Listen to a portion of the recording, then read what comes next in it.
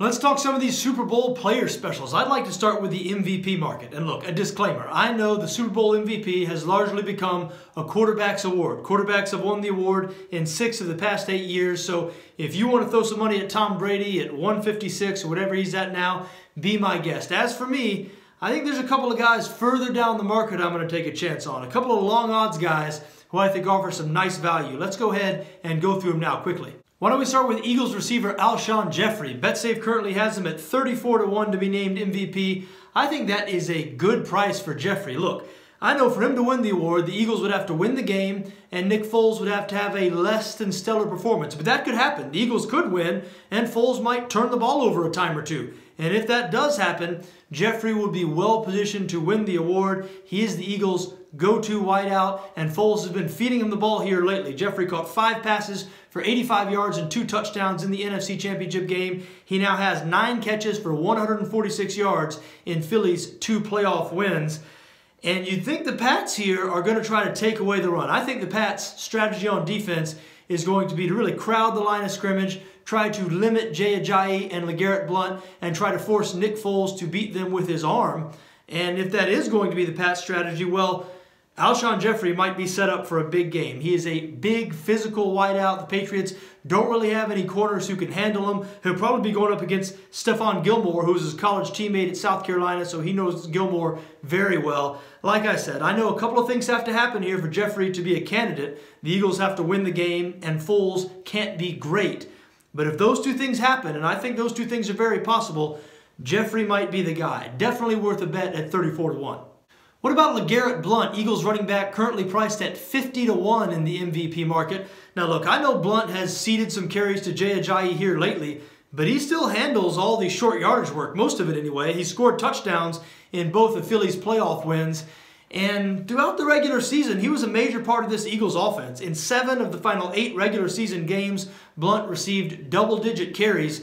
He'll be facing a Patriots defense here that surrendered 4.7 yards per carry this season. That is the second worst number in the NFL. And keep in mind, this is Blount's ex-team, so he might have a little bit of extra motivation here going up against New England. Again, if the Eagles win this game, Blount scores a couple of touchdowns, and Nick Foles maybe turns the ball over a time or two, Blount will probably win the award. So I think he is well worth a bet at a price like 50-1.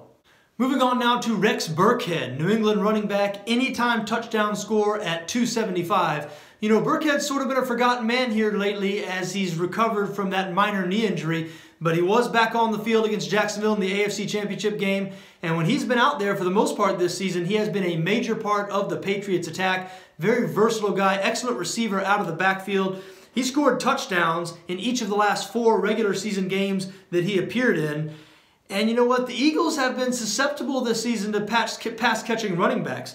Philly has surrendered 5 touchdown passes to running backs this season. That's the second highest number in the NFL. The Patriots, of course, lead the league in touchdown passes to running backs with 9. So, again, Burkhead might be in a good position here to score. I think he is worth a bet at a price like 275. Final one of these player specials I'd like to touch on. What about Trey Burton, Philadelphia tight end, anytime touchdown score at 7-1. Now look, obviously Burton is not the Eagles tight end that's going to draw the most attention, either from the people watching the game or from the Patriots defense. That, of course, is Zach Ertz. But Burton is a threat. Very athletic guy, good hands, can be a real matchup problem because he's not the first, second, or third option on this Philadelphia offense. So a lot of times, he gets stuck with some slow-footed linebackers and is able to take advantage of that. He scored 3 touchdowns in Philadelphia's final 4 regular season games.